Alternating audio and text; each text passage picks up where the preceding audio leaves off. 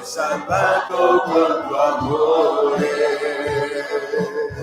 tu sei venuto qua giù per mostrare la via, il mio debito hai pagato sulla croce, oh Dio, ti hanno posto nella tomba, ma risorto ora sei tu, ti amo tanto mio Gesù, tu sei venuto qua giù. Tu sei venuto qua giù per mostrare la via, il mio debito hai pagato sulla croce, oh Dio, ti hanno posto nella tomba, ma risorto ora sei tu, ti amo tanto mio Gesù, ti amo tanto mio Gesù. Ti amo tanto mio Gesù. Vogliamo alzarci in piedi, fratelli, intoniamo il 433. Sono soddisfatto della semplice vita e vogliamo ringraziare il Signore ancora di questa libertà che ci dà di trovarci insieme per benedire il suo nome e per ricevere qualcosa ancora dalla sua presenza. 433. Alleluia. Chi non è soddisfatto non lo canti. È una bugia, però chi è soddisfatto lo canti, a testimonianza della grazia del Signore. Alleluia, gloria al tuo nome, Signore. Sono soddisfatto della semplice vita, mentre qui in terra io osservo il Signore. Ma lassù nel cielo, nella gloria beata, m'aspetta un luogo di grande splendore, qual gran tesoro, al di là dell'azzurro, in quella terra di vita che tu sarà gran gioia, canteremo la vittoria di ricchezze, godremo lassù. Mi son tentato, tormentato e provato, non per riposo nel mondo qua giù, sotto le Roma, una casa sicura, finché in gloria sarò con Gesù. Ma gran tesoro, dell'azzurro, in quella terra di vita e virtù, sarà gran gioia, canteremo la vittoria di ricchezze, godremo lassù. abbandonato e né povero solo né scoraggiato in questo cammino son pellegrino, la città sto cercando che ognuno dimora fino alla fede, guarda tesoro al di là dell'azzurro, in quella terra di vita e di blu, alleluia, sarà gran gioia, canterei la vittoria di l'avevo lassù, guarda tesoro al di là dell'azzurro, in quella terra di vita e di blu, sarà gran gioia, canterei la vittoria di ricchezze, vengo lassù. Per fede Abramo, quando fu chiamato, ubbidì per andarsene in un luogo che egli doveva ricevere in eredità e partì senza sapere dove andava. Per fede soggiornò nella terra promessa come in terra straniera, abitando in tende con Isacco e Giacobbe, eredi con lui della stessa promessa, perché aspettava la città che ha le vere fondamenta e il cui architetto e costruttore è Dio. Signore, siamo in marcia, in cammino, perché desideriamo entrare in quella città gloriosa che tu hai preparato per noi. Tu ne sei l'architetto, tu ne sei il costruttore, l'ideatore, e tu la stai preparando per ognuno di noi, Signore. Veramente abbiamo un tesoro al di là dell'azzurro che è inimmaginabile. La tua parola ne parla e noi un giorno ne godremo appieno. E anche stasera ti ringraziamo che possiamo incoraggiarci gli uni gli altri, andare avanti insieme, Signore, perché la meta è vicina, Signore, il premio è preparato per quanti ti amano, Signore, e vogliamo arrivare fino alla fine, Signore, tenendo alta la parola della vita. Aiutaci ancora stasera a tenere gli occhi su di te, Signore, quell'appunto di riferimento che abbiamo bisogno nella nostra vita. Guidaci in questo culto, ti preghiamo, Dio d'amore, accompagna chi sta ancora per arrivare e raggiungi i fratelli che questa sera non hanno potuto essere con noi. Noi ti ringraziamo con tutto il cuore per il bene che ci darai e ci farai. Nel nome di Gesù, benedetto in eterno. Amen. Grazie, Signore. Amen. Amen. Vogliate accomodarvi? Vogliamo intonare ancora un paio di inni? Se volete suggerirli voi. Gloria al tuo nome, Signore. Grazie, Signore. Alleluia. Quale? 1067. Amen. La sola cosa che di più prezioso ho, alleluia, è un vaso d'alabastro, lo rompo ai piedi tuoi. 1067. Gloria a Dio, fratelli! Avete visto? Sta arrivando l'inverno. Il Signore è fedele, ha detto che ci sarà questo ciclo. Gloria al Signore, alleluia. È bello vedere la fedeltà di Dio anche in questo, nel ciclo delle stagioni.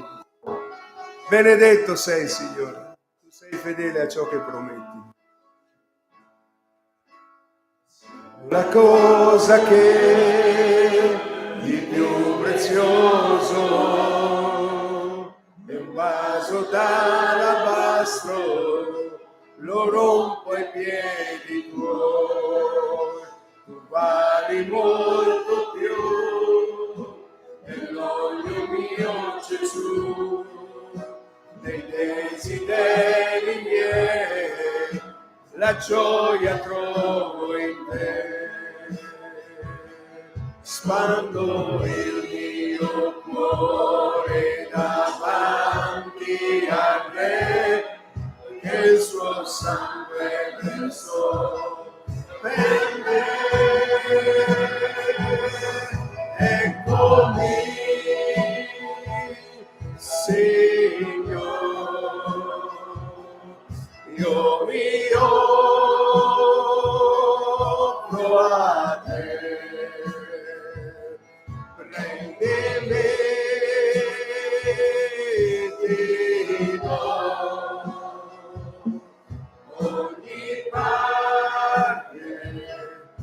del mio cuore, Gesù. Alleluia, alleluia, alleluia. Gloria a Dio. E di più prezioso la metto ai piedi tuoi, tu meriti di più. C'è poca forza in me, son pochi giorni miei, ma li vivrò per te, Gesù, che ti desti per me. Spando il mio cuore davanti a te, che il suo sangue versò per me. Eccomi, Signore, io mi offro a te. Prendimi, ti do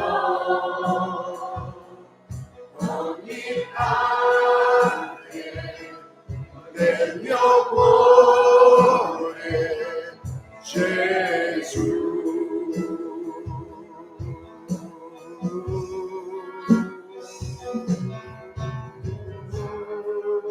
Alleluia. Tu sei santo, santo è il Signore. Santo, santo, tu sei santo, santo è il Signore. Santo, santo, tu sei santo, santo è il Signore. Santo, santo, tu sei santo, santo è il Signore. Eccomi, Signore, io mi offro a te.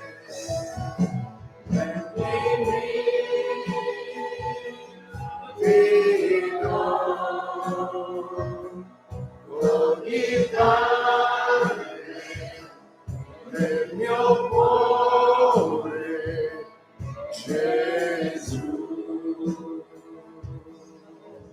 Gloria al tuo nome. C'è scritto in un salmo, non mi ricordo quale, che perfino le nostre lacrime versate per il Signore vengono raccolte in un'otre e tenute là. Alleluia. Qualsiasi cosa che noi offriamo al Signore, Lui la prende, la valorizza, gloria a Dio, e poi benedice le anime nostre. Pensate, anche 2 spiccioli erano di grande valore per Gesù, perché quella donna li dette con tutto il cuore. Un pezzettino di pane di quel bambino, quello che noi offriamo al Signore, qualsiasi cosa sia, quando lo facciamo per amore di Lui, ha un grandissimo valore ai Suoi occhi. Un altro inno, poi 1032, poi lasciamo libertà a qualcuno che ha in cuore di ringraziare il Signore stasera. Gloria al tuo nome. 1032. Benissimo.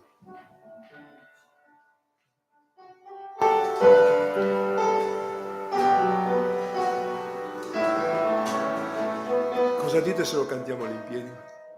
Alleluia. Gloria al tuo nome, gloria al tuo nome. Meraviglioso sei, Signore. Gloria a te, Signore. Sei la parola da principio, uno con l'Altissimo. Tu sei il nostro Dio. Sei la parola da principio, uno con l'Altissimo.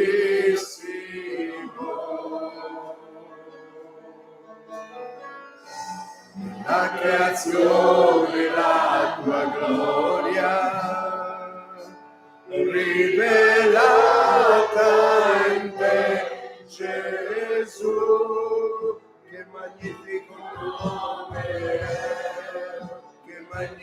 nome, il nome di Gesù, Dio.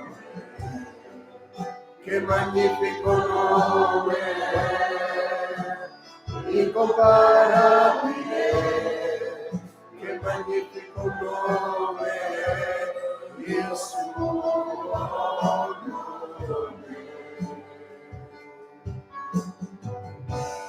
Per averci più vicino, sei sceso in terra qui fra noi.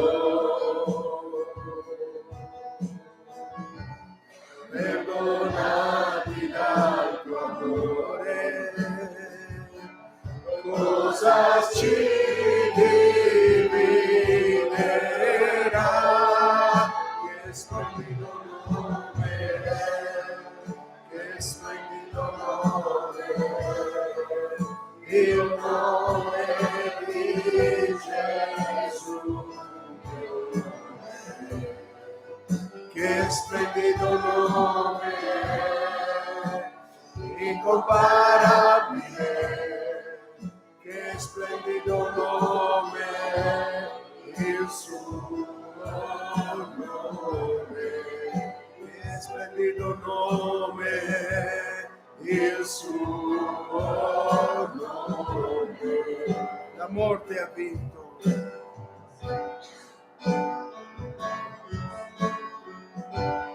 Alleluia. Gloria al tuo nome, gloria al tuo nome, gloria a te. Te arriva, il velo è spezzato, la tomba è vuota per sempre. Il cielo proclama la tua gloria, perché sei risorto, mio Gesù, senza rivali, senza eguali, ora e per sempre tu sei re. Tuo è il regno, tua è la gloria, santo il tuo nome, mio Gesù. Che potente nome è, che potente nome è, il nome di Gesù. Che potente nome è, incomparabile, che potente nome è, il suo nome, che potente nome è, il suo nome. Gloria e lode a te, Signore, gloria e lode a te. Invochiamo quel nome stasera. Rivolgiamo la nostra lode a te, Gesù, nome al di sopra di ogni altro nome. Meraviglioso, nome che non ha uguali, nome unico, alleluia. Il solo nome che ci è dato, nel quale abbiamo ricevuto salvezza, guarigione, il nome prezioso di Gesù, alleluia. Oh, Marrade Balassanda la Rabaya scenda, quel nome che ci ha fatto tanto bene e ancora ci fa del bene. Gloria, gloria, gloria, gloria a te. Oh, Reda Balarassanda la Rabaya scenda, nome al di sopra di ogni nome. Alleluia, alleluia, alleluia. Grazie Signore Gesù, grazie Signore. Signore, grazie, veramente, grazie per la tua fedeltà.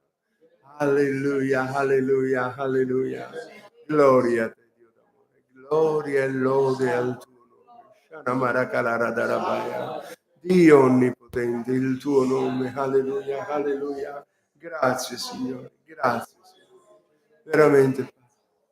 Veramente, Padre, guida questo culto per la tua gloria. Tocca i nostri cuori che possiamo adorarti, lodarti, offrirti la lode di un cuore rigenerato, riconoscente. Onde che ne marabalaraya shandalarabaya. Meraviglioso Gesù, meraviglioso Gesù. Gloria, gloria, gloria al tuo nome. Vorrei vedere cararabara shandalarabaya. Dio onnipotente, Dio onnipotente. Grazie Signore, grazie Signore, grazie Padre. Meraviglioso sei Signore. Sì, sono qui davanti a te questa sera, di benedire quella famiglia che ha perso un figlio. Gloria al tuo nome. Ancora quei bambini. Gloria al tuo nome. Tu sai quello che hanno nel cuore. Gloria al tuo nome. Possa tu poterli consolare. Karanda balara karayandaya. Oh, possa tu, Signore, aprire il loro cuore. Solo tu, Signore mio Dio, puoi consolare in questi momenti. Alleluia, alleluia, alleluia. Solo tu puoi sostenere coloro che hanno nel cuore. Gloria, Quel lutto, Signore. gloria al tuo Possano nome. loro gridare a te, loro a noi. Karada balara yashandarabaya. Benedice la sua compagna. Gloria al tuo nome. Che se n'è andato, Padre. Ora di vedere Karadara Aiutami a crescere tu, Padre. Ora non hanno un padre, ma me ne possono avere te come padre. Possa crescere nella tua strada, sulla tua Gloria via, al tuo Padre. nome, Signore. Possano liberarli di questo mondo, Karadara Padre. Possano i suoi genitori, Padre. Dagli tu la forza di superare questo momento. Gloria a te, Signore. Sì, Signore. Perché tu sei un Dio che può. Alleluia, alleluia. Sia fatta la tua volontà, Padre, che possa aprire le porte del tuo cielo, Padre, perché lui ha conosciuto che sei un Dio vivente. Quante volte ho parlato di te, Padre. Sia fatta la tua Gloria, volontà. gloria al tuo Tu sai nome. ogni cosa, Padre. Nel nome potente. Amen, amen, Padre. Amen. Benedici, Signore, anche se non conosciamo le persone. Signore, la tua mano, la tua consolazione, Padre Santo. Gloria e lode al tuo nome. Grazie, Signore, grazie, Signore, grazie, Signore. Alleluia, alleluia. Gloria, gloria a te, Signore. 958. Alleluia. Gloria al tuo nome. Sono qui, umilmente vengo a te. Coprimi con la grazia tua.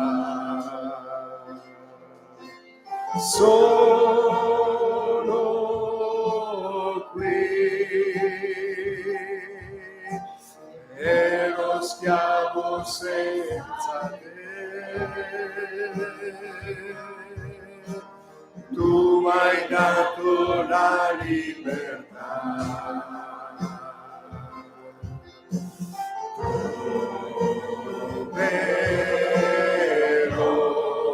Il vero amore solo in te, perché per primo tu hai amato me. Alleluia, alleluia.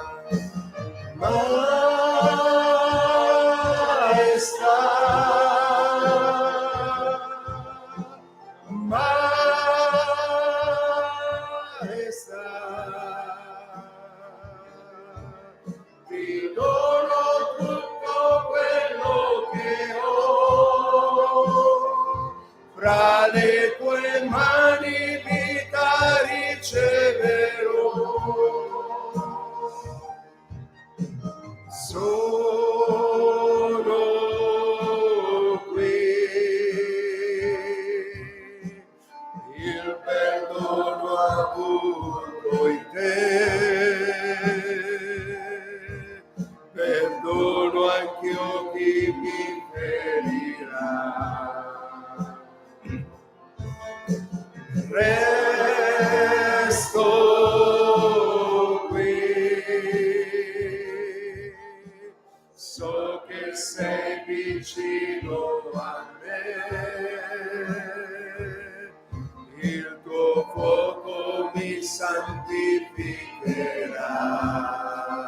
Sì, Signore.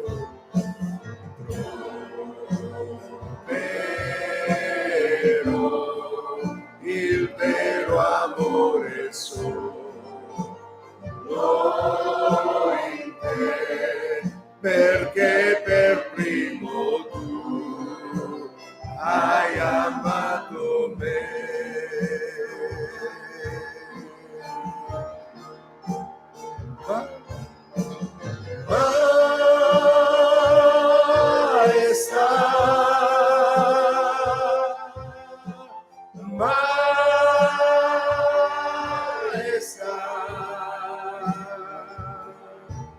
Ti dono tutto quello che ho, dalle tue mani vita riceverò.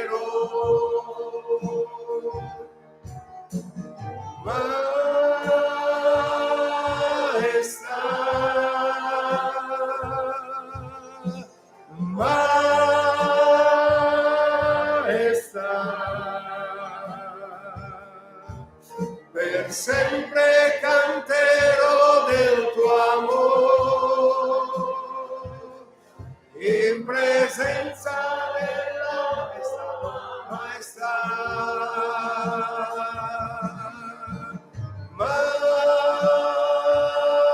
Maestà, Gesù.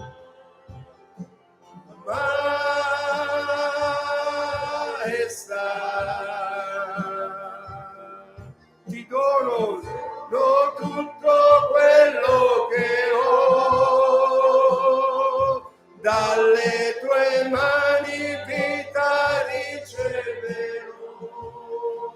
Maestà,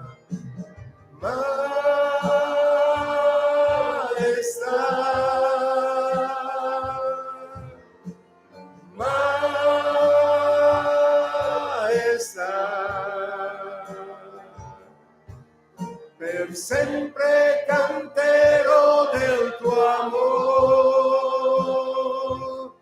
in presenza della tua maestà. Gloria al tuo nome, gloria al tuo nome. Signore, grazie. Signore, ci inchiniamo davanti a te. Riconosciamo che tu sei l'autorità suprema. Nessuno siede sul trono più alto del tuo. Signore, un giorno ti abbiamo dato la nostra vita, hai cominciato a prenderne cura. Ci hai fatto tanto del bene, Signore, a noi e ai nostri fratelli.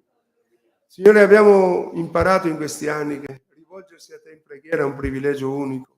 Presentare i fratelli e le sorelle a te in preghiera è qualcosa di fondamentale, di importante, perché noi abbiamo tanti di quei limiti sconvolgenti, ma tu sei l'Onnipotente, l'Iddio dell'impossibile. E ancora insieme, Signore, oltre alla nostra vita, nella quale ti stiamo già presentando in presenza, vogliamo pregarti anche per i fratelli che non sono qua, per le persone che abbiamo nel cuore, per gli ammalati del tuo popolo, per quanti, Signore, per qualche motivo sono scoraggiati, stanno passando un motivo di difficoltà o di prova. Signore, davanti alla tua maestà, alla tua signoria, ti chiediamo di avere pietà e di intervenire, Signore, di aiutare il tuo popolo. Signore, di sicuro lo fai già, ma tu ci insegni a pregare gli uni per gli altri, Signore, a portare i pesi gli uni degli altri, Signore. Signore, veramente ad amarci gli uni gli altri, perché questo è il nostro biglietto di evangelizzazione. Aiutaci a farlo anche in preghiera, non solo a parole, non solo con i gesti, ma in preghiera, presentando la tua Chiesa nel palmo delle tue mani, le famiglie della tua Chiesa, la crescita della tua Chiesa, quelle anime che c'erano domenica e che questa sera non sono qua, li presentiamo nel palmo delle tue mani, Signore. Tu ne sai il motivo perché non sono qua stasera e noi ti ringraziamo. Benedici il tuo popolo, benedici il fratello Enzo, Signore, benedici Andrew ancora, Signore, benedici Sergio, Signore, Charles, quanti ti stiamo presentando, Dio d'amore. Vogliamo dirti grazie perché tu ne stai prendendo cura. Grazie, grazie, le nostre famiglie ancora, ogni matrimonio davanti a te. Padre, ti preghiamo, unisci mariti e mogli, genitori e figli, Signore. Fai quell'opera che solo tu puoi fare, perché tu, Signore, puoi benedire ogni matrimonio. Grazie, questa persona di cui ha parlato Andrea, Signore, questa famiglia, benedici questi cari. Non li conosciamo, ma aiutali, Signore. Tu sai di cosa hanno bisogno. E così con tutto il cuore noi ti diciamo grazie, Dio d'amore. Grazie per quello che ci darai ancora questa sera. Nel nome prezioso di Gesù. Amen. Grazie, Signore. Grazie, Padre. Grazie, Padre. Grazie, Padre. Nel nome prezioso di Gesù. Amen. Grazie, Signore. Amen. Grazie, Signore. Accomodatevi pure, fratelli e sorelle. Gloria a Dio. C'è qualcuno che ha in cuore di ringraziare il Signore, fratelli? Prego, Luisa.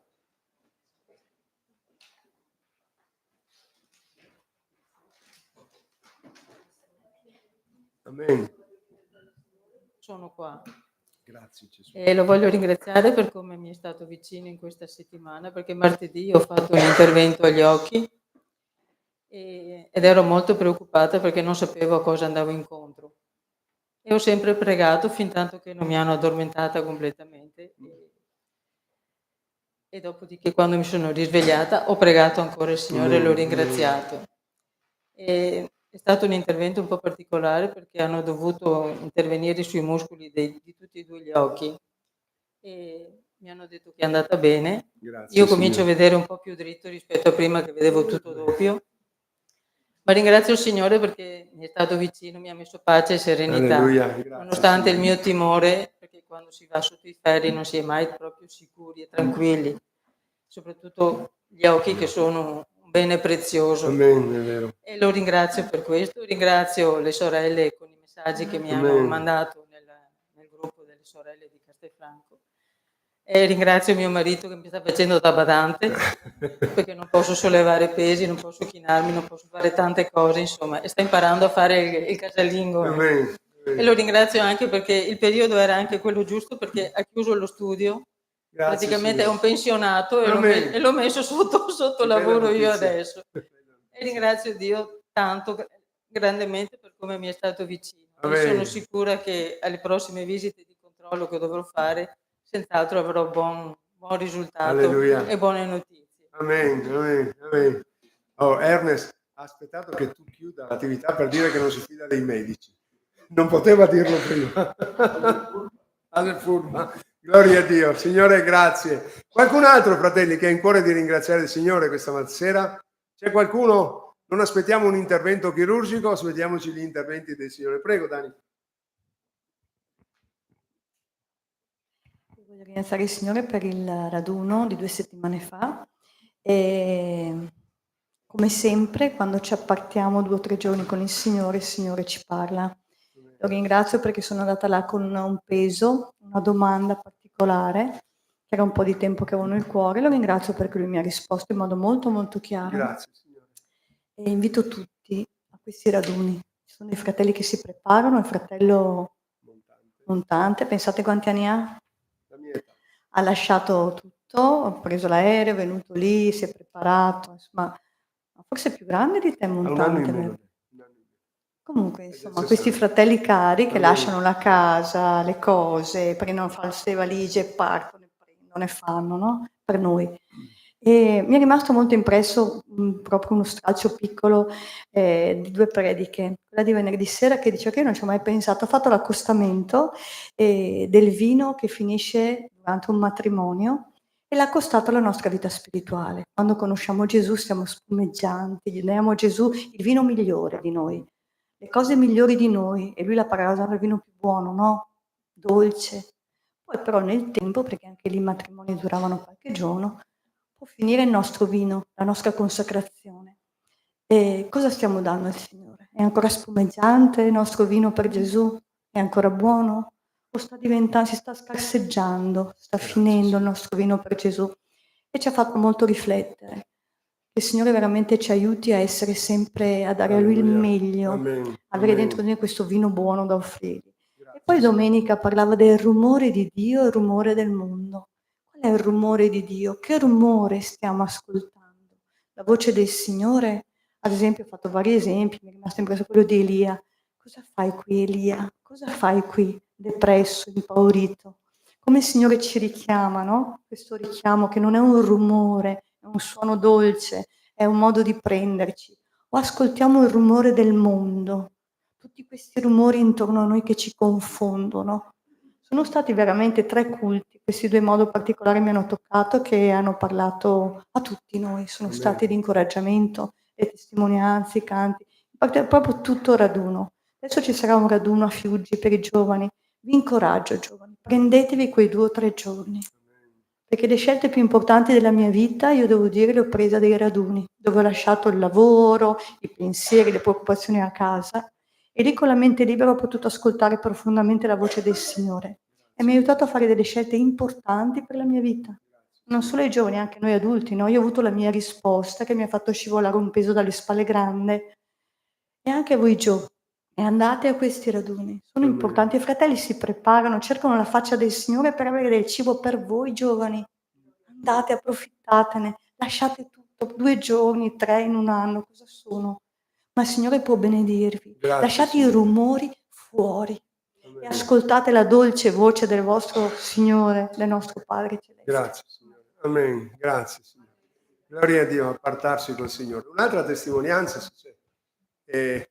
Posso dire qualcosa, Antonella, al posto tuo, di tuo fratello, che sta un po' meglio, mi sembra sta migliorando un pochino.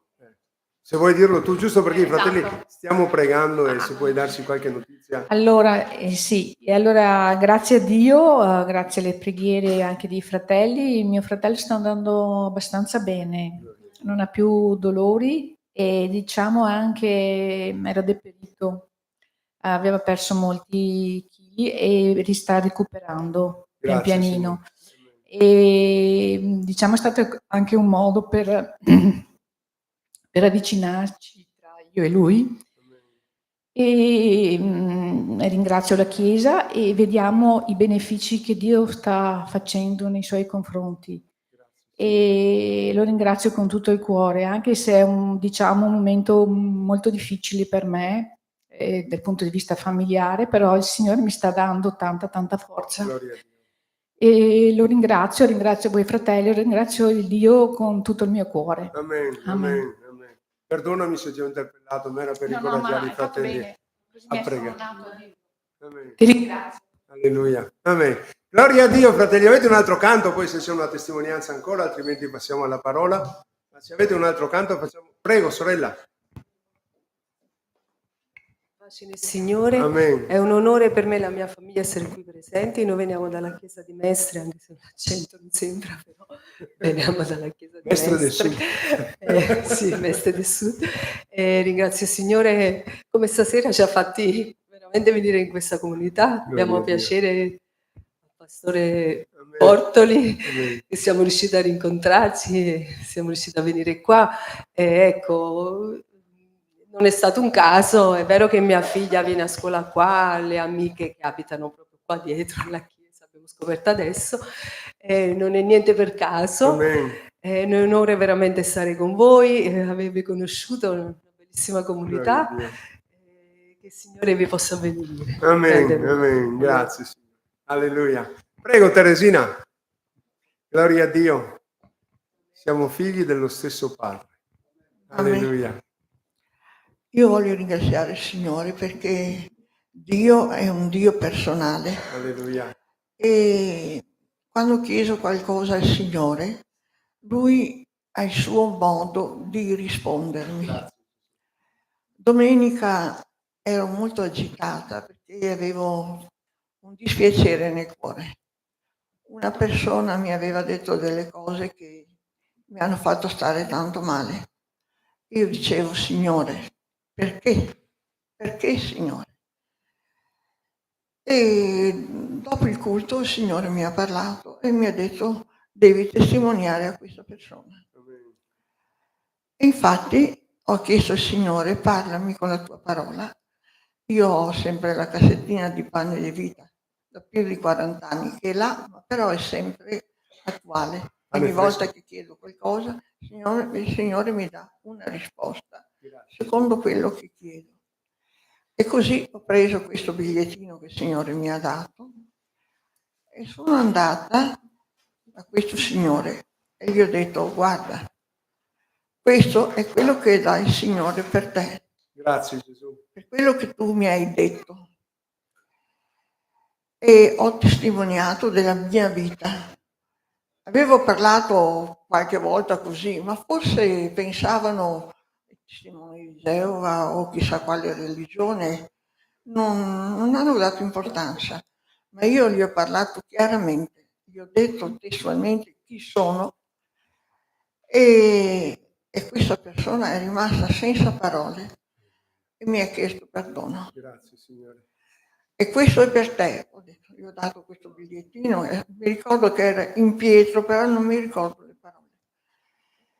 E un'altra volta mi ha chiesto ancora perdono.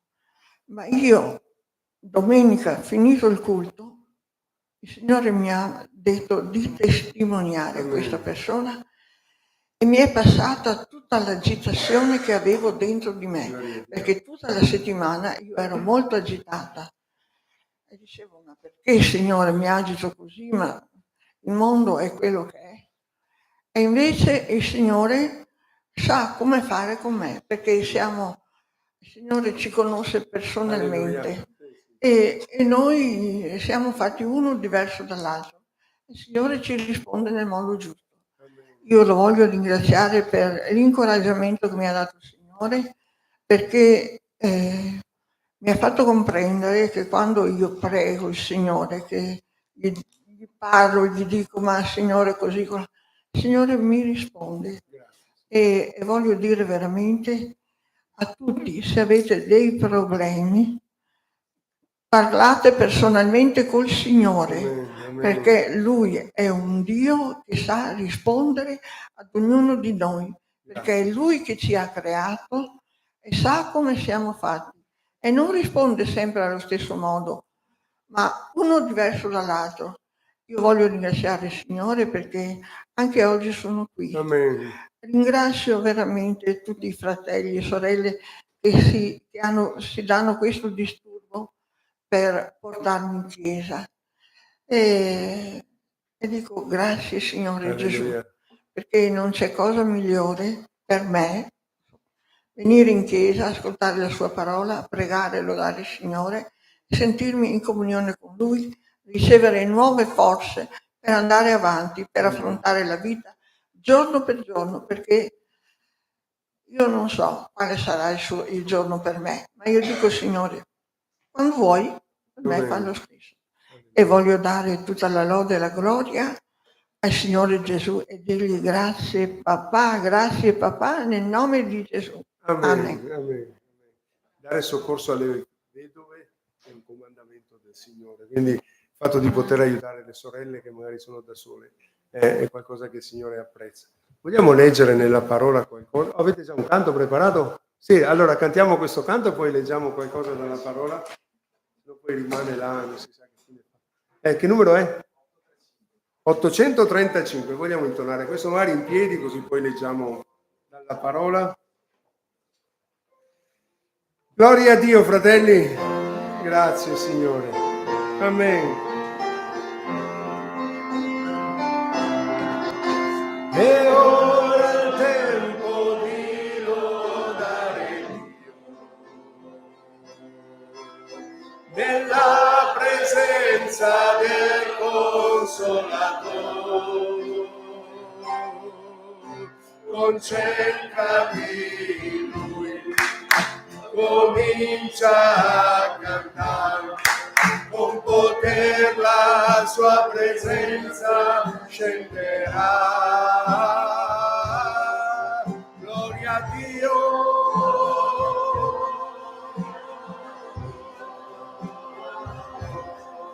Gloria a Dio.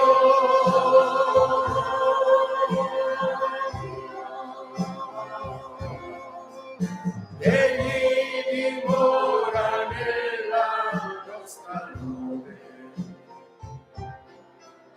gioisce nel sentire il nostro amore.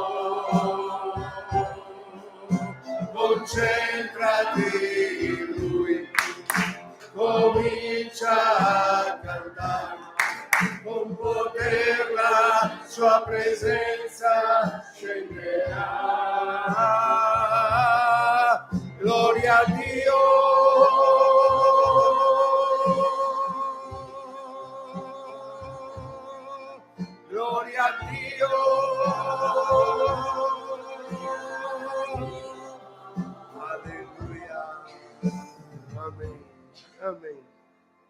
mia nipotina un giorno camminando col papà che non era credente, stava camminando sui prati e sentiva i grilli che facevano cric cric, cric cric. E questa bambina cosa avrà avuto, Dani? 5-6 anni, dice papà non voleva saperne della chiesa. Papà, sai cosa stanno dicendo i grilli adesso? Senti, cric cric, cric cric. No, cara, cosa stanno dicendo? Gloria a Dio, gloria a Dio, gloria a Dio. Poi papà, dopo un po' di anni, si è convertito e ora è pastore nella chiesa di Piove di Sacco e di Lonigo. Semplicità dei bambini. Un'altra volta, giusto per dire, guarda papà, gli dice, sai papà, quando torno a Gesù, io vado dentro, ma tu resti fuori. E poi il Signore ha fatto l'opera sua. Leggiamo dal Vangelo di Marco, alleluia, nel capitolo 9, il testo che ho condiviso stamattina a Bassano, vorrei condividerlo con voi. Vangelo di Marco, capitolo 9, dal verso 2.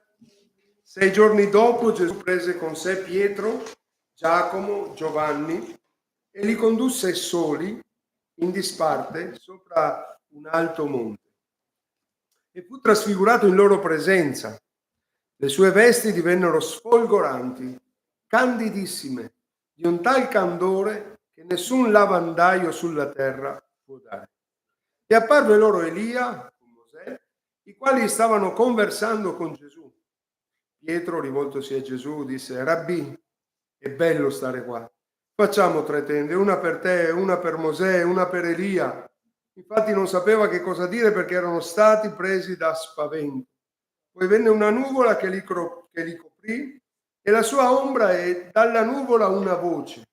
Questo è il mio diletto figlio, ascoltate. E a un tratto, guardatosi attorno, non videro più nessuno con loro se non Gesù solo. Poi mentre scendevano dal monte, egli ordinò loro di non raccontare a nessuno le cose che avevano viste, se non quando il figlio dell'uomo fosse risuscitato dai morti. Essi tennero per sé la cosa, domandandosi tra di loro che significasse quel risuscitare dai morti. Fin qui la parola. Signore, benedicela i nostri cuori, dacci ciò ancora di cui abbiamo bisogno questa sera. Grazie per ognuno di noi, ma soprattutto grazie per la tua presenza in mezzo a noi. Parlaci, ti preghiamo, nel nome prezioso di Gesù. Amen, amen, amen. Accomodatevi, cari. Gloria al tuo nome, Signore. Gloria al tuo nome. Alleluia. Sopra un alto monte. È bello vedere come nei 3 anni di ministero di Gesù, una delle parti principali del suo ministero non era la guarigione, la liberazione, ma era questo insegnare, era un rabbì, era un maestro, no? E Gesù lo troviamo che insegna in mezzo a tante persone. Sopra il sermone sul monte c'erano migliaia di persone che lo ascoltavano, non aveva problemi a parlare a tante persone, o sulla barca di Pietro. In un'altra circostanza lo troviamo dove non parla più a tante persone, ma prende i suoi 12 e li porta in disparte, e in particolare quando parla delle parabole del regno, lui prese i suoi 12 e gli disse: avete capito quello che vi ho detto? Perché desiderava che comprendessero qualcosa. Quindi dalle folle così immense a un gruppo di persone ristrette, ma qui invece troviamo solo 3 persone, Pietro, Giacomo e Giovanni, che li porta in disparte. E anche questo è un modo di parlare di Gesù, uno di quei modi in cui il Signore parla personalmente e direttamente a qualcuno in particolare, non solo alle folle, non solo alla Chiesa, ma il Signore è in grado di parlare anche a noi personalmente. Abbiamo sentito stasera qualcosa. Dio parla al nostro cuore, e in questo caso queste persone le porta fuori da quello che poteva essere la folla di quel tempo, gli impegni, li fa salire da soli sopra un alto monte. E l'altro Vangelo, il Vangelo di Luca, dice che a un certo momento questi 3 fratelli, arrivati in cima, presero sonno dalla stanchezza, rimasero là, e quando si sono svegliati da quel loro torpore, da quella stanchezza, hanno visto quello che abbiamo letto. È particolare come il Signore diverse volte ci chiede nella nostra vita di uscire fuori da quello che è il tran tran quotidiano, perché quando ci fa uscire fuori da quel tran tran quotidiano, da quei 1000 impegni che abbiamo, da tutte le nostre faccende. Pensate, Marta, tu ti affaccendi di tanta cosa, ma ce n'è una cosa che dovevi darti a cuore, e Maria ha scelto la parte migliore che non gli sarà tolta. Maria aveva scelto di stare un po' ai piedi di Gesù. Marta era affaccendata come tutti noi con tutto quello che abbiamo da fare. Signore, ci aiuti a prenderci un tempo, in particolare quando il Signore vuole farci capire le cose. Li porta sopra un monte, non un monte qualsiasi, non si sa quale, sopra un alto monte, chissà quale impegno, quale fatica. E la cosa bella è che non gli ha detto: venite con me che vi faccio vedere qualcosa di meraviglioso. Come al solito Gesù ha detto: seguitemi. Che bello quando il Signore chiede la nostra fiducia: seguimi. Credo che tutti noi stiamo imparando che seguire Gesù, anche se non sappiamo cosa succede, ma ha sempre del bene per la nostra vita. Gloria a Dio. Quando chiamò Abramo a salire sopra quel monte, non gli disse quello che doveva fare: prendi il tuo figlio, prendi la legna, prendi quello che devi prendere e vai dove io ti dico. E in cima a quel monte, quando sembrava un dramma quello che stava succedendo, lì Dio fermò Abramo e disse: adesso so che tu non mi risparmi niente di te, tu sarai il mio migliore amico. E gloria a Dio, perché ci sono dei momenti dove il Signore vuole dirci delle cose nell'intimità del nostro cuore. Sapete, grazie a Dio per la Chiesa. Mia moglie prima parlava dei raduni. Grazie a Dio per i raduni, grazie a Dio per gli studi, grazie a Dio per le preghiere, grazie a Dio per i campeggi. Ma ci sono dei momenti dove il Signore ci prende personalmente e ci porta in un luogo solitario dove ha qualcosa di speciale da comunicarci. Sapete, fra amici, ma anche fra marito e moglie, non diciamo tutto in mezzo a tutti.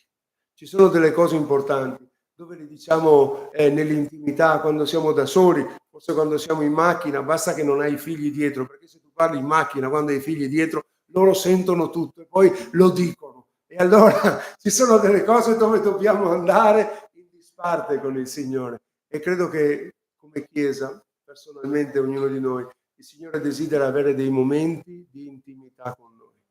Gesù all'inizio del suo ministero, cioè quando preghi, entra nella tua cameretta, chiudi la tua cameretta e nel segreto il Padre ti dirà delle cose importanti. Gloria a Dio. Prendiamoci dei momenti, fratelli. Qui non so cosa stavano facendo prima, non so qual era il loro impegno, ma certo che la loro fiducia in Gesù, la loro obbedienza fu premiata, perché arrivati sopra quel monte che non sapeva cosa succedeva, avendo lasciato forse quello che dovevano fare, sono stati grandemente benedetti da Dio.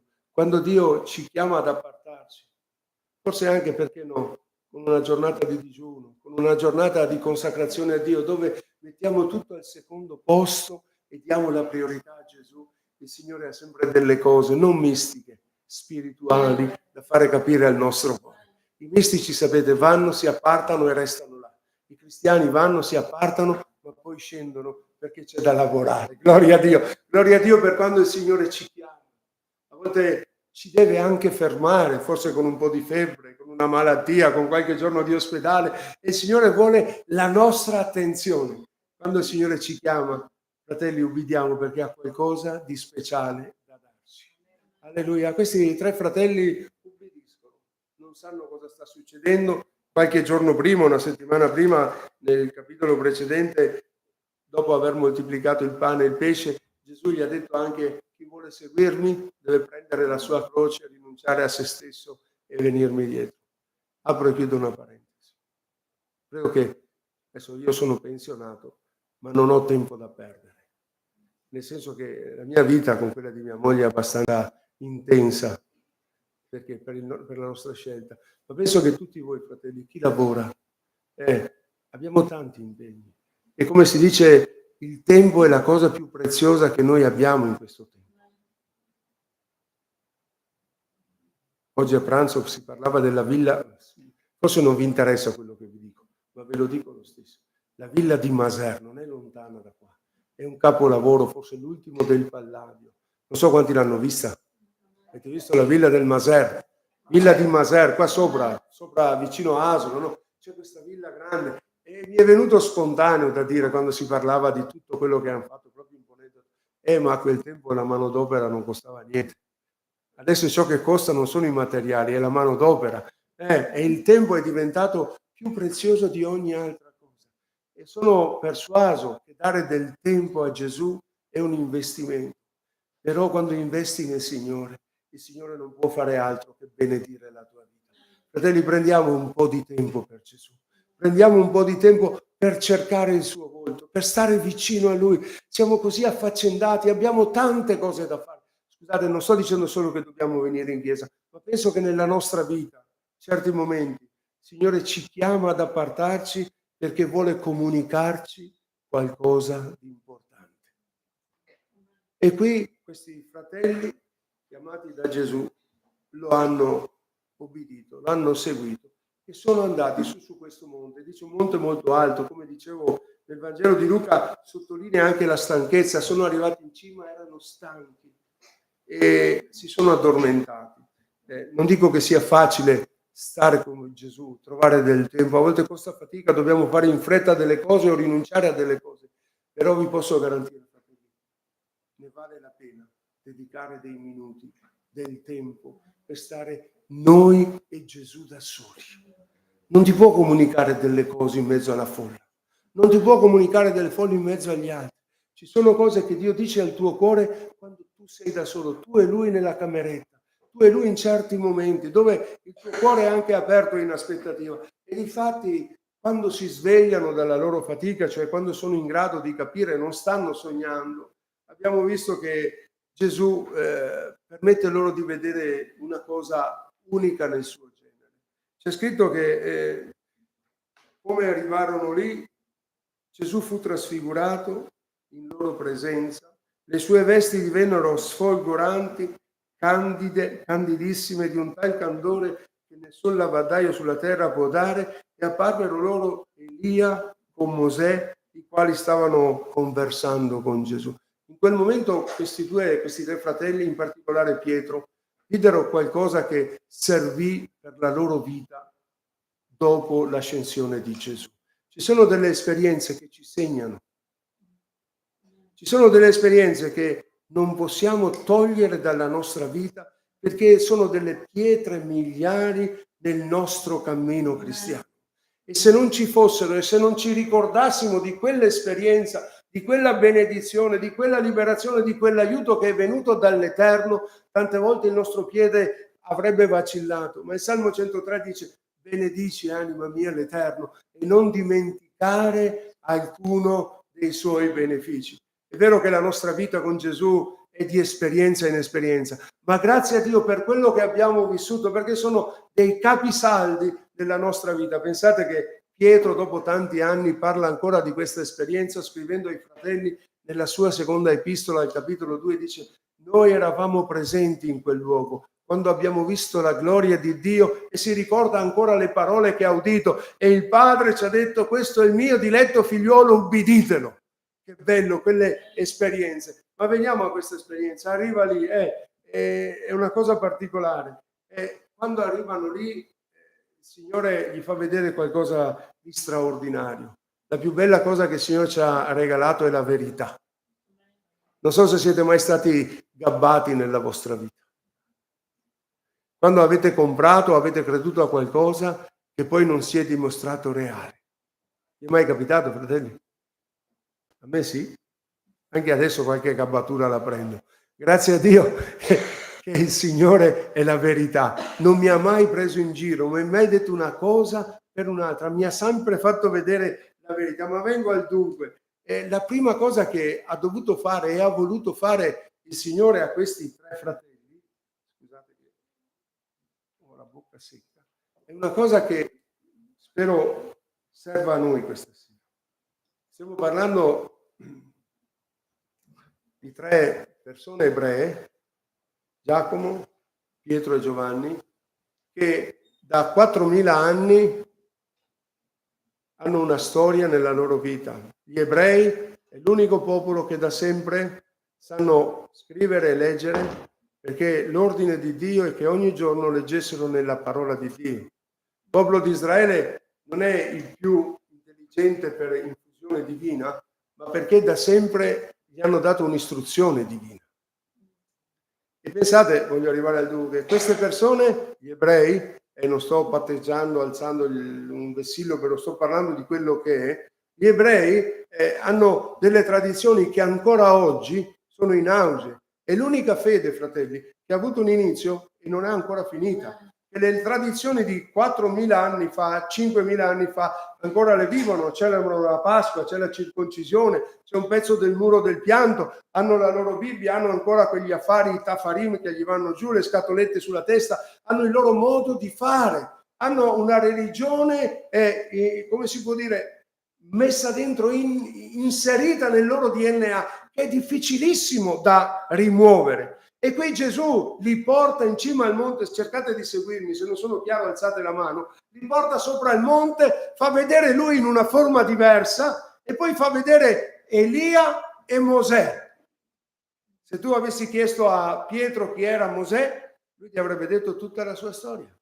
Se tu gli avessi chiesto a Pietro chi era Elia, lui ci avrebbe detto tutta la storia di Elia, tutti i miracoli, quello che ha detto. Lui ti avrebbe detto dove è scritto, in quale libro, cosa ha fatto, cosa non ha fatto. I 10 comandamenti li sapevano a memoria. Per loro Mosè ed Elia erano la loro tradizione, erano importanti per loro, erano il radicamento della loro esistenza, erano radicati in quelle due persone. Per loro Mosè ed Elia erano la loro vita e la storia ci insegna che ci sono voluti anni per sradicare quella cultura ebraica nella Chiesa cristiana del primo secolo.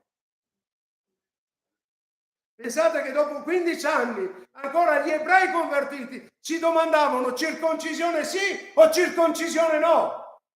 La conferenza di Gerusalemme.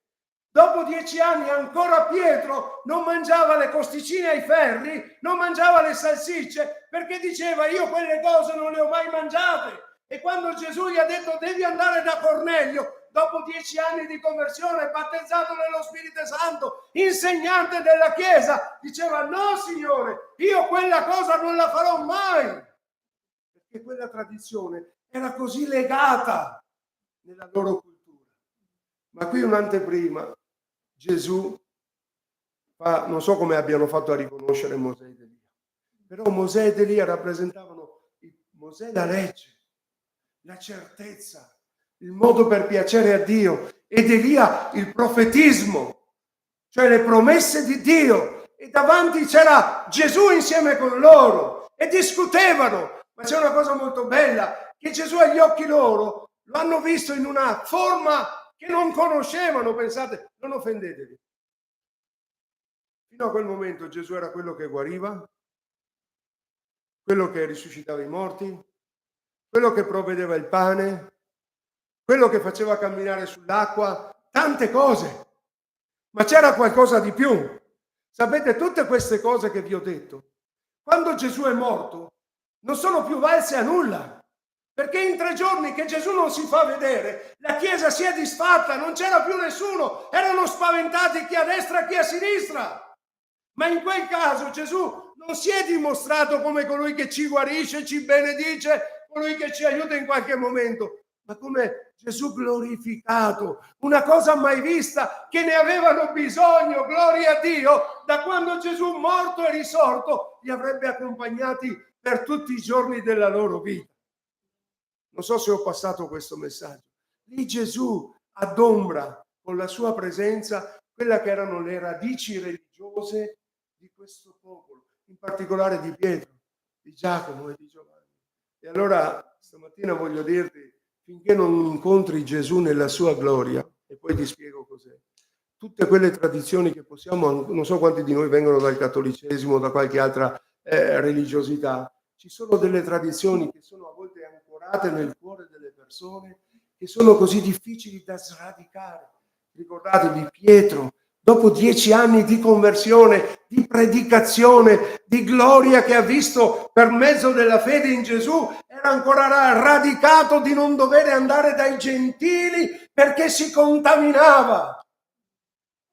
Voglio arrivare ai nostri tempi. Non so quanti di voi hanno ancora avuto per tanti anni, i primi anni di conversione, che dovevamo meritarci qualcosa da Gesù. Dovevamo fare i bravi, se no Gesù ci puniva. Dovevamo fare il fioretto a maggio, se no Gesù non ci rispondeva. Quelle tradizioni che sono state inculcate nel nostro cuore e che poi un po' alla volta il Signore ha sradicato. E lì Gesù si è manifestato in maniera gloriosa.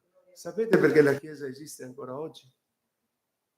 Perché quei fratelli, non in quella circostanza, ma un anno e mezzo dopo, hanno visto Gesù nello stesso sembiante, glorificato. Forse non aveva le vesti splendenti, ma dopo averlo visto maltrattato, disfatto su quella croce, dopo 3 giorni, quando lo hanno visto alla loro presenza, che diceva: pace a voi, toccatemi, sono qua. Quella è stata la forza della Chiesa. E anche noi, fratelli, non dobbiamo farci forza delle nostre tradizioni, dobbiamo farci forza della gloria dell'Iddio che serviamo, un Dio glorificato che non ha limiti né confini, che è l'onnipotente, che può fare ogni cosa al di là delle nostre tradizioni. Dicevo stamattina che una cosa difficile è parlare a chi è convinto della propria fede.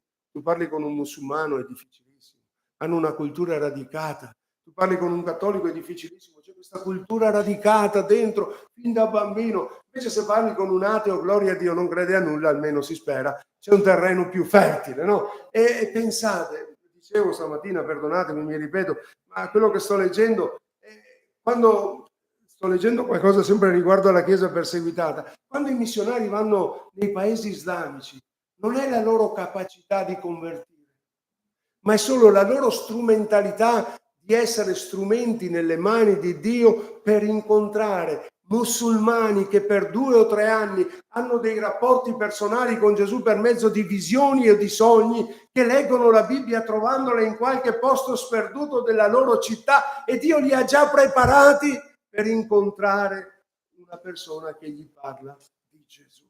È bellissimo questo qua. Le nostre tradizioni a volte ci creano problemi nel contemplare appieno la grandezza del nostro Signore. È particolare, mette in risalto il meglio, la verità, rimuove le tradizioni. Vedere Gesù, quello che era veramente risuscitato, nell'Apocalisse vediamo un Gesù glorificato, quando tornerà sarà qualcosa di meraviglioso. Ma sapete che lo stesso Gesù che ritorna è lo stesso Gesù che è in mezzo a noi? Gesù qui stasera non lo vediamo, ma è splendente, è glorificato, è presente in tutta la sua essenza, in tutta la sua gloria. Ogni volta che ci raduniamo abbiamo in mezzo a noi qualcosa di straordinario. Non un poverello morto in croce, ma un Dio vivente, risuscitato, che è pieno di forza e di potenza. E finché noi crederemo così, avremo una certezza nel nostro cuore di affrontare ogni situazione. Alleluia, è bellissimo. E poi l'ultima di questo secondo punto è che Gesù viene, non so come si può dire, viene approvato dal Padre. Bellissimo, quella voce, fantastico. E questo è il mio figliolo, ascoltatelo. Vale la pena di ascoltare Gesù. Vale la pena di ascoltare Gesù.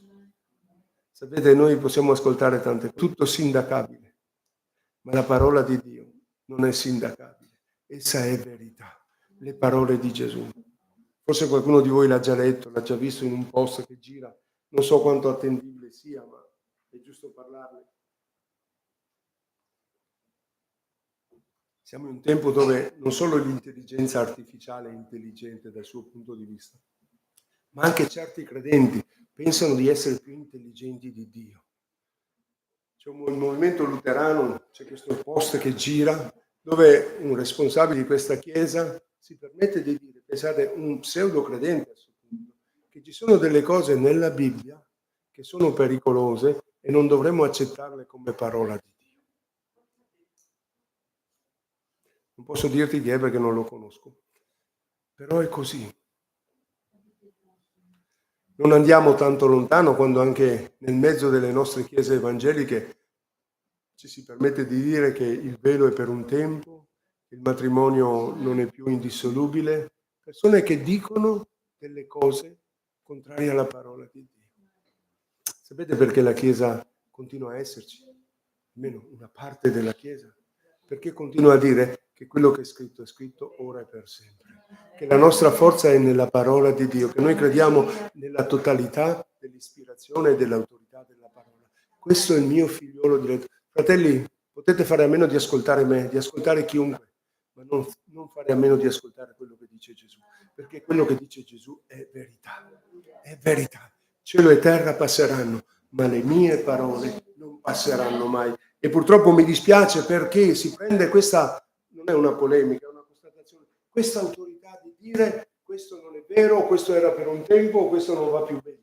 No, un giorno dovranno rispondere di queste affermazioni e di quello che insegnano. Ma voglio andare alla conclusione, fratelli. Non solo li porta sopra un monte, è bello stare con Gesù nell'intimità. A un certo punto di questa esperienza gloriosa, scusate, mi piace dirlo, no?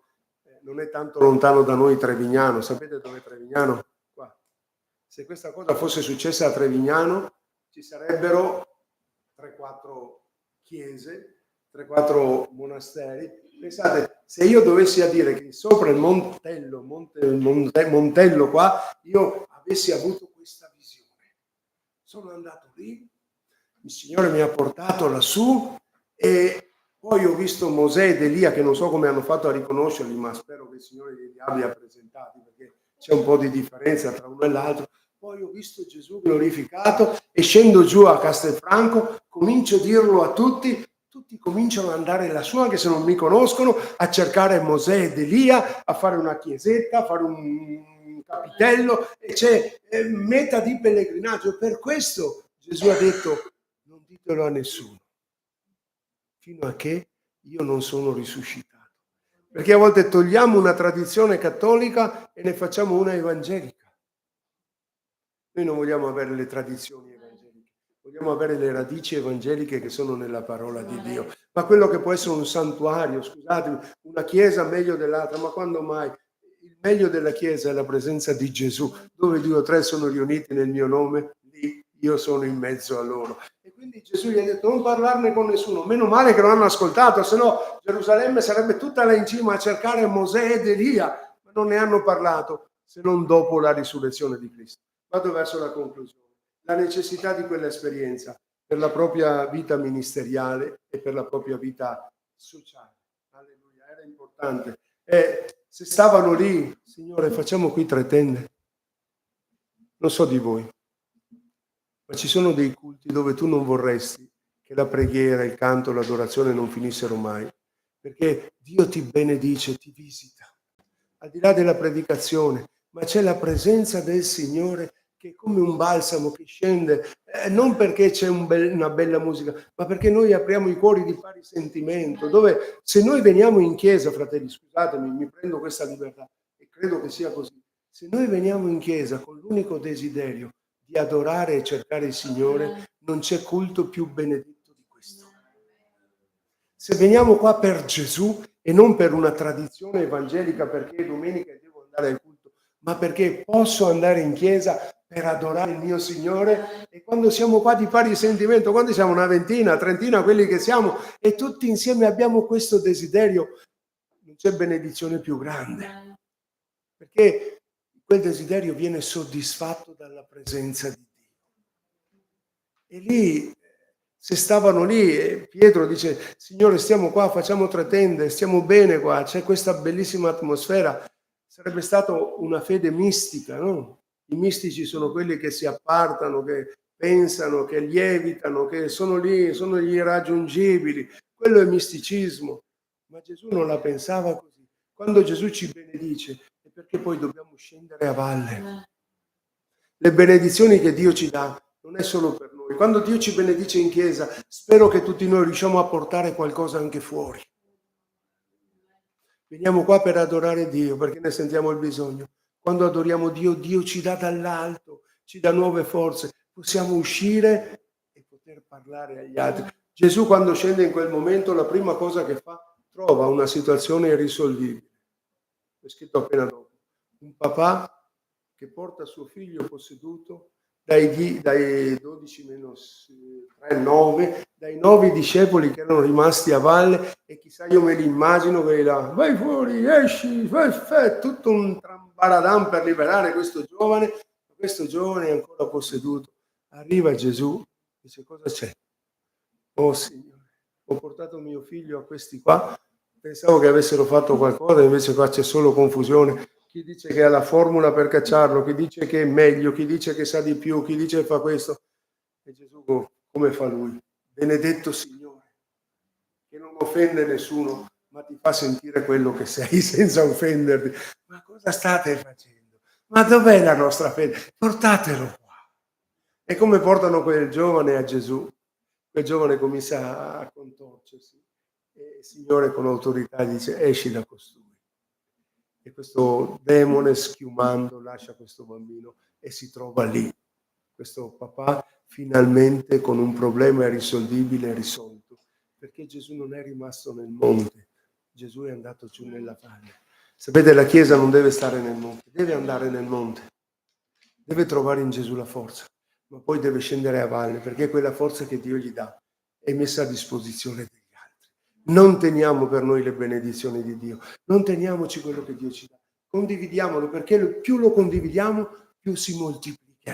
Alleluia. Quindi vado a concludere. Stare lì sarebbe stato mistico, scendere da quel monte era cristiano, perché quando riceviamo da Dio siamo chiamati a dare. Di lì a poco avrebbero aiutato centinaia di persone come aveva fatto il suo maestro. Se erano rimaste lì al monte, Pentecoste non ci sarebbe stata, non ci sarebbe stato Enea guarito, non ci sarebbe stata Tabita risuscitata, non ci sarebbe stato l'Evangelo ai gentili, non ci sarebbe stata la storia della Chiesa. Ma gloria a Dio, perché Gesù ci porta nel monte per darci qualcosa di prezioso, per toglierci qualcosa di inutile e per farci andare verso gli altri. Vanno giù, Gesù muore sulla croce, per 3 giorni sono smarriti, ma quando rivedono Gesù glorificato, non con quelle vesti bianchissime, ma in tutta la sua potenza e gloria, che passa attraverso le porte, un Gesù mai conosciuto prima, quella Chiesa trova la forza. Ma ti pensi un Pietro che davanti a una donna delle pulizie, con tutto il rispetto, dice: io quello non lo conosco, e quasi quasi lo rinnega. No, mai visto Gesù. Quando ha visto Gesù risuscitato, non aveva più paura di nessuno. È vero, lo Spirito Santo è sceso, ma loro avevano fatto un'esperienza gloriosa, avevano visto il Maestro risuscitato. Finisco davvero. Qual è l'esperienza gloriosa che noi possiamo aver fatto, fratelli? E spero che tutti noi possiamo averla fatta. L'esperienza unica e gloriosa che la Chiesa ha e che lo contraddistingue per tutta la vita è quella che solo Dio, nella persona e nell'opera di Gesù, può farci fare. Dicevo stamattina, e sono più che convinto perché è biblico, che anche il diavolo fa i miracoli. Negli ultimi tempi sorgeranno falsi cristi e falsi profeti da poter sedurre con le loro opere anche gli eletti. Anche il diavolo può inventarsi una spiritualità. Non so, spero di no, se siete mai andati dai cartomanti o da qualcuno prima di convertirvi, hanno più crocifissi loro dentro quel bugigattolo, libri religiosi, che non quasi quasi la Chiesa. Il diavolo scimmiotta, come diceva Lutero, tutto quello che fa Gesù. Ma c'è una cosa che il diavolo non può fare. C'è una cosa che lui non potrà mai fare: perdonare i nostri peccati. E quella è la gloria di Dio, perché solo Dio può perdonare i peccati dell'uomo. Il diavolo ti può intontire, ti può inventare dottrine sbagliate, ma io so, come sai tu, che quel giorno che abbiamo chiesto perdono a Dio per i nostri peccati e il suo sangue ci ha lavato, gloria a Dio, è successo qualcosa di meraviglioso che io ancora non so spiegare. Anche dopo 40 anni di vita con Gesù, quel giorno è stato meraviglioso. Mi è bastato chiedere perdono e trovare in Gesù una nuova gioia e una vita nuova, esuberante in Lui. Quel Gesù glorificato è quello che ci porta avanti fino alla fine. Non corriamo dietro ai miracoli, non corriamo dietro alle profezie di qualcuno, non corriamo dietro ai carismi delle persone. Seguiamo Gesù. Gesù. Perché? Perché lì c'è questa bellissima parola: videro Gesù solo. Allora concludo stasera dicendo, dopo questa salita, questa esperienza, questa cosa che hanno visto, Il padre ha voluto a questi 3 fratelli lasciare un'immagine sola, quella del suo figlio. E la Chiesa andrà avanti fino a quando nella nostra vita, il centro della nostra vita sarà Gesù. Perdonatemi, c'è un rischio anche nel mondo evangelico di avere una tradizione evangelica, di dire alleluia, dire gloria a Dio, di pregare in ginocchio, in piedi, alzare le mani, fare delle cose perché siamo abituati a farle. Ma quando tu trovi Gesù, ti trovi con Lui solo, quando Gesù è il centro della tua vita, tu puoi anche non dire gloria a Dio, tu puoi anche non dire alleluia, ma quando Gesù è il solo della tua vita, la tua vita parla da sé. Loro scesero con questo ricordo. Lì abbiamo visto cose meravigliose, ma poi è rimasto solo Gesù. Possa il Signore aiutarci a valorizzare quello che ha veramente valore nella nostra vita. Noi possiamo avere tanto, possiamo avere tutto, ma se Gesù non è il centro della nostra vita, faremo fatica a fare strada. L'ultima citazione, Pietro e tutta la Chiesa, i primi anni della Chiesa, sì, abbiamo le epistole di Paolo, c'è la dottrina, abbiamo tanti insegnamenti molto utili, ma le prime predicazioni di Pietro, i primi messaggi della Chiesa erano cristocentrici. Era un messaggio di Gesù. Gesù, Atti 1,8 disse, e mi sarete testimoni. Sai, se tu parli della Chiesa, ma se tu parli anche del pastore, che può essere anche una brava persona, rischi di sbagliare. Perché noi siamo fallaci, siamo limitati, siamo corrotti. Non che lo vogliamo fare, ma a volte facciamo così. Ma quando tu parli di Gesù, vai sul sicuro. Metti pure la tua faccia sulla persona di Gesù, perché Lui non deluderà mai nessuno. Quella Chiesa è la Chiesa del Signore. È andata avanti e andrà avanti fino a quando Gesù e solo Lui sarà il centro della nostra vita. Allora cito 2 versi, uno in tutti e 2 di Paolo che diceva: sono stato crocifisso con Cristo, non sono più io che vivo, ma Cristo che vive in me. E la vita che vivo ora nella carne, la vivo nella fede del Figlio di Dio, il quale mi ha amato e ha dato se stesso per me. Paolo viveva per Gesù perché aveva capito che Gesù aveva dato la sua vita per lui. E poi, scrivendo ai Filippesi in carcere, diceva: poiché per me il vivere è Cristo, morire mi è guadagno, ma il vivere è Cristo. Allora, abbiamo bisogno di seguire Gesù. Abbiamo bisogno di rimuovere certe tradizioni per avere la freschezza di un rapporto con Gesù. Ogni giorno fresco, fratelli, appartiamoci con Dio, apriamogli il cuore, cerchiamo il suo volto e il Signore ci darà cose bellissime. E abbiamo bisogno di avere Gesù al centro della nostra vita, perché quello è quello di cui le persone hanno bisogno di essere informate. Mi sembra che sia nel capitolo 13 del libro degli Atti, per la prima volta ad Antiochia i credenti furono chiamati cristiani. Non avevano gli adesivi, non avevano la Bibbia sotto il braccio, non erano vestiti in un certo maniera. Erano chiamati cristiani perché il loro vivere era un vivere Cristo e il loro parlare era un annunciare Cristo.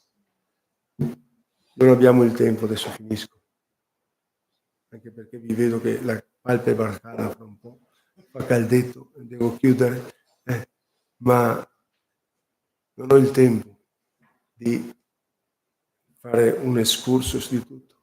Ma dal giorno della Pentecoste fino ad oggi, se c'è ancora la Chiesa di Cristo, è perché nel corso dei secoli, in ogni generazione, ci sono stati dei momenti di risveglio, dei movimenti di risveglio, perché le tradizioni ti soffocano.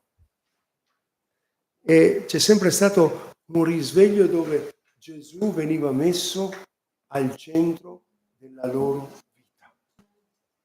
Se tu vuoi arrivare fino alla fine dei tuoi giorni, non abituarti alla fede evangelica. Abituiamoci, fratelli, a stare con Gesù. avere con Gesù dei momenti, a togliere le tradizioni, le abitudini, per quanto buone, che non siano quelle che ci fanno andare avanti, ma sia il nostro stare vicino a Gesù, perché sarà quello che poi condivideremo con i fratelli, e con le sorelle e con le persone intorno a noi. Allora, l'ultima cosa, Gesù è il nostro centro? La nostra vita è cristocentrica o c'è tanta roba intorno a Gesù? Signore ci aiuti a fare di Gesù il centro della nostra vita. Lui l'ha detto, cercatemi, cercate il regno di Dio, sua giustizia, cioè cercate me, tutto il resto ve lo provvederò. Teniamo Gesù al centro della nostra vita. Tienilo come il punto di riferimento. Teniamolo come la persona più importante. Onoriamolo come il tutto della nostra vita. Perché allora avremo un futuro. Avremo delle vittorie. Avremo le benedizioni, avremo anche tanti problemi, sì, per carità, ma avremo anche tante vittorie. Quando Gesù è il centro della nostra vita e tutto gira intorno a Lui, gloria a Dio, la Chiesa troverà grande forza e grande aiuto, troverà stabilità, troverà cose, tesori mai visti finora che Dio ha preparato per quanti lo amano. Dov'è Gesù? Fratelli, io posso parlare di me. Dov'è Gesù nella mia vita? È ancora al centro o c'è qualcosa che è diventato un po' più importante? È ancora il centro o sto dando più importanza a tante cose lecite? Non sto dicendo cose illecite. Gesù è ancora il centro. Se non lo è, fratelli, mettiamolo al centro stasera. Chiediamogli di tornare. Io sto alla porta e picchio, diceva alla chiesa di Laodicea, una chiesa che non era più Gesù centrica. Gesù era fuori là, che bussava, era una chiesa, posso entrare? Erano usciti un po' alla volta perché erano ricchi, erano sani, avevano la medicina, avevano il commercio, e un po' alla volta Gesù l'avevano messo fuori dalla porta. Laodicea, la chiesa che piace al popolo. Poi io dico gloria a Dio, almeno nella mia vita, dico, adesso vado avanti un altro mezz'ora, gloria a Dio, non è vero, gloria a Dio per quando Gesù si era sbilanciato, io l'avevo sbilanciato e ha permesso un terremoto nella mia vita e ho dovuto rimetterlo là, perché Lui è l'equilibrio della vita cristiana, sposta il baricentro della tua vita, cadi, tu puoi essere forte quanto vuoi, ma se perdi l'equilibrio vai giù e ti fai tanto male, ma se hai l'equilibrio, se Gesù è il baricentro della tua vita, possono arrivare le tempeste, i venti, le bufere, ma tu continui ad andare avanti. Allora domandiamoci, magari stasera, prendiamoci qualche momento, stiamo lì col monte e vediamo se c'è ancora Mosè, Elia e Gesù o se c'è solo Gesù. Se c'è solo Gesù, stai sereno, stai serena, vai avanti, perché la tua vita sarà una vita grandemente benedetta dal Signore. Ma se Elia e Mosè sono ancora a fianco di Gesù, chiedi al Padre che le tolga, affinché Gesù sia tutta la tua vita. Ci alziamo in piedi, vogliamo concludere. Alleluia, grazie Signore, grazie Signore.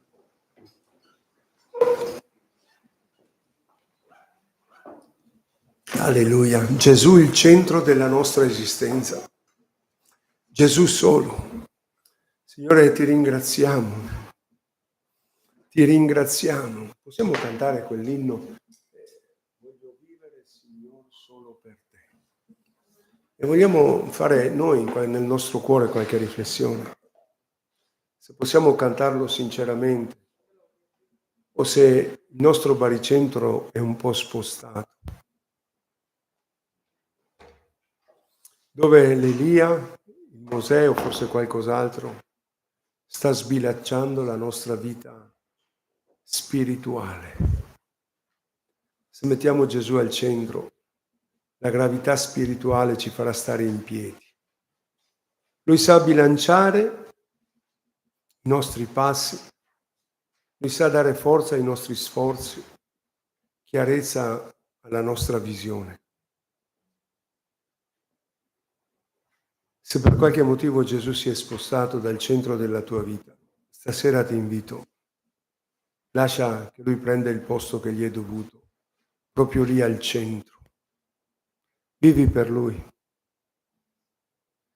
E se ti domandi come faccio a saperlo, pensa se il tuo amore, il tuo interesse per lui è lo stesso di quando lo hai conosciuto, di quando ti ha fatto grazia, di quando hai sentito quel peso andare via e la gioia del Signore era dentro il tuo cuore. Lui ha sempre le stesse attenzioni per me e per te. E quando non le sento non è perché lui si è dimenticato, ma perché noi lo abbiamo un po' spostato dal baricentro della nostra vita.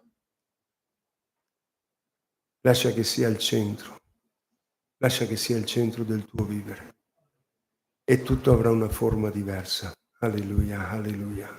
Gloria al tuo nome, gloria al tuo nome. Possiamo intonarlo. Alleluia.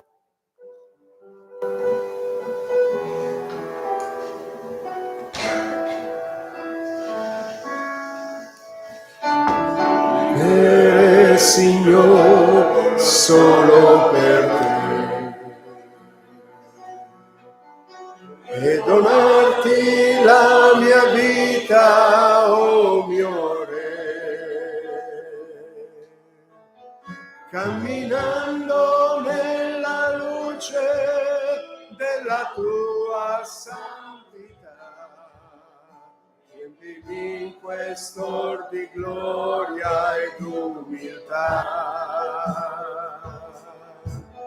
Voglio andare, mio Gesù, dove tu vuoi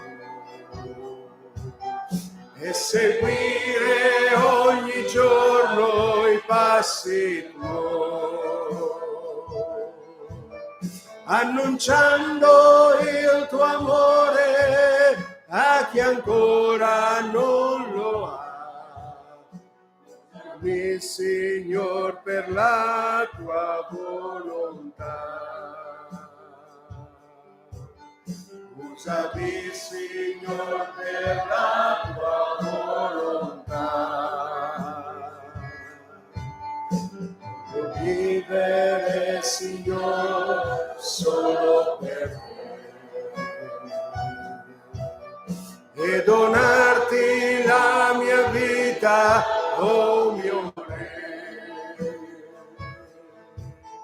camminando alla luce della tua santità. Riempimi in quest'or di gloria e di umiltà. Voglio andare, mio Gesù, dove tu vuoi e seguire ogni giorno i passi tuoi, annunciando il tuo amore a chi ancora non lo ha. Usami, Signor, per la tua volontà. Usami, Signor, per la tua volontà. Gloria al tuo nome. Vogliamo concludere, fratelli? Ma se tu ti senti sbilanciato nella vita cristiana, sapete, a volte si può essere troppo fanatici o troppo tiepidi. Il Signore vuole l'equilibrio nella nostra vita. E l'equilibrio si trova solo quando Gesù ha la priorità, ha il primato, ha la signoria nelle nostre vite. Non è un modo di dire. È importante. Quando noi possiamo dire a Gesù, Signore, fai come vuoi tu. Signore, sia fatta la tua volontà. Signore, non capisco, ma mi fido, mi adeguo lo stesso. Signore, quando tu fai qualcosa, Signore, per me va bene. Questo vuol dire mettere Gesù al centro. Fidarsi di Lui, anche quando non comprendiamo. Aspettare i Suoi tempi. Sentire ancora quel desiderio per le cose sue, per la sua parola, per la preghiera, per i fratelli, parte del nostro corpo di Cristo. Signore, dacci questo equilibrio. Signore, non vogliamo essere fanatici. ma vogliamo essere consapevoli che se tu non sei il centro della vita, prima o dopo cadremo. Aiutaci, Signore. Signore, se qualcuno deve ritarare la sua vita spirituale, stasera aiutaci a mettere in ordine le cose. Ce l'hai detto anche domenica con quella Capernaum, questa città disordinata. Stasera ancora di più vogliamo dire, Signore, sia la nostra vita in ordine, dove tu trovi il tuo posto, quel posto che ti è dovuto perché ti apparteniamo. Alleluia, alleluia, aiutaci, Signore. Tu sia il centro della nostra esistenza. E se qualcuno ti sta chiedendo aiuto, Padre, rispondi. Per amore del tuo nome rispondi. Non con una fantasiosa spiritualità, ma con una reale arrendevolezza al tuo volere. Aiutaci. Vogliamo fare davvero quello che ti onora, quello che ci dice la tua parola. Grazie, Padre. Grazie di questi momenti dove tu parli ai cuori. Cioè dove tu ci dici: prendete su di voi il mio giogo, perché il mio carico è dolce, il mio giogo è leggero, e voi troverete riposo alle anime vostre. Non sono delle catene, è un gioco dove tu porti la parte più pesante e noi camminiamo con te. Alleluia, alleluia, alleluia. Shana marakala darabara shanda. Ura da bakalara yanda la radarabara scende delle baia. Ura de bekere de bere kalara yashanda. Gloria, gloria, gloria al tuo nome. Gloria al tuo nome, Signore. Shana maya da kalara. Grazie, Signore. Ti preghiamo. Anche come Chiesa, Signore, vogliamo darti lo spazio e il posto che ti è dovuto. Tu sei il capo di questa Chiesa. Hai acquistato col tuo sangue e la tua Chiesa ti onora questa sera, ti adora e si sottomette alla tua gloriosa volontà. Continua a portarci avanti. Facci andare avanti perché ne abbiamo di bisogno. Non vogliamo avere una tradizione evangelica. Vogliamo avere un fresco rapporto spirituale con te Padre, con te Figlio, con te Spirito Santo, per portare l'Evangelo a quanti ancora non l'hanno mai sentito. Grazie. Nel nome prezioso di Gesù. Grazie, Signore. Grazie. Grazie, Padre. Alleluia, alleluia, alleluia. Gloria al tuo nome. Nel nome prezioso di Gesù. Grazie, Signore. Amen, grazie Signore. Amen, cari. Amen. Vogliate accomodarvi. Devo concludere. La togliente l'offerta. Quindi Romano. Gloria al tuo nome, Signore.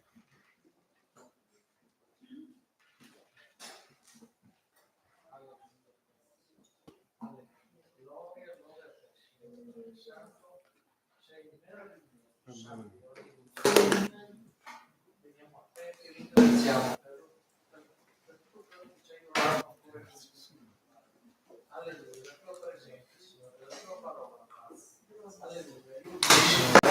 A fare la tua volontà, alleluia, a metterti al centro della nostra vita. Grazie Signore.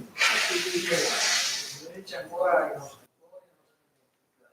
Amen, Padre. Grazie Dio d'amore.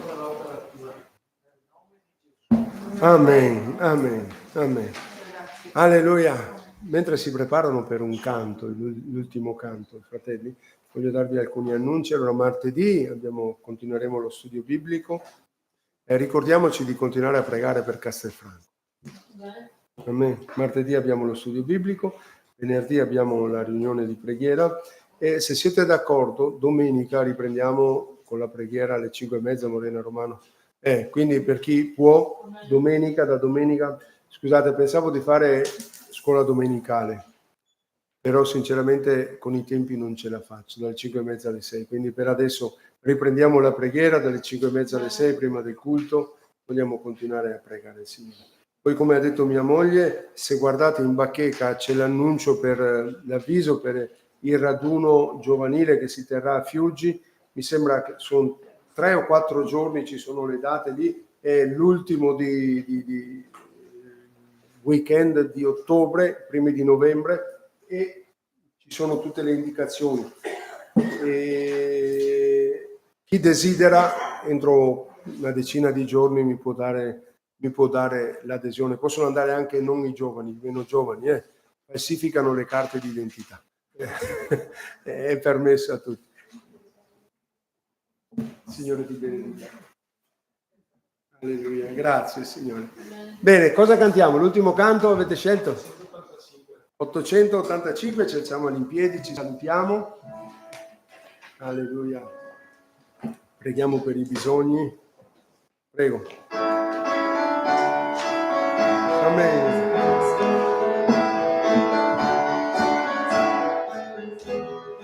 Il coraggio d'amore risplende, nelle tenebre si risplende. Gesù, luce del mondo, ci illumina, liberi in verità, lui ci guida. Splendi su me, splendi su me, splendi Gesù, riempi il mondo con la tua gloria, oh Spirito, vieni e infiamma il cuore, la grazia tua spandi su tutte le nazioni, la tua parola è una luce del mondo. Ecco venga la tua maestà, dalle ombre la tua santità, per il tuo sangue come una tua luce, guidati tu su sentieri di pace, splendi su me, splendi su me, splendi Gesù, riempi il mondo con la tua gloria, oh Spirito, vieni e fiamma il cuore, la grazia tua spandi su tutte le nazioni, la tua parola è una luce per noi.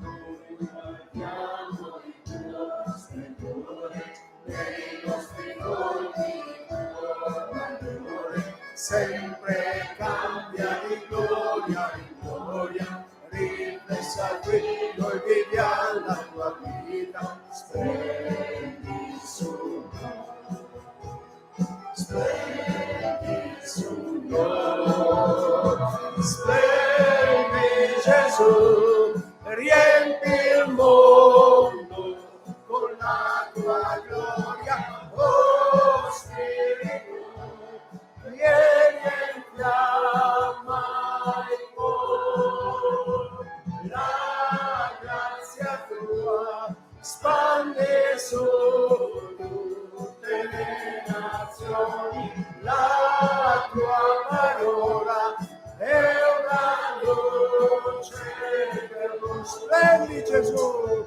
splendi Gesù, riempi il mondo con la tua gloria, oh Spirito, vieni e infiamma il cuore, la grazia tua spandi su tutte le nazioni, la tua parola è una luce per noi.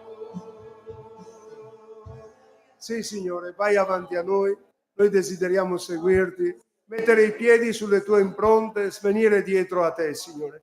Portaci su quel monte, facci vedere la tua gloria, perché poi scendendo possiamo condividerla con altri.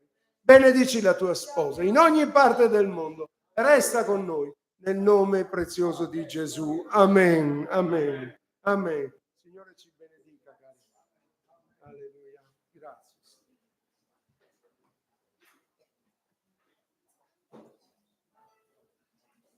Grazie Signore.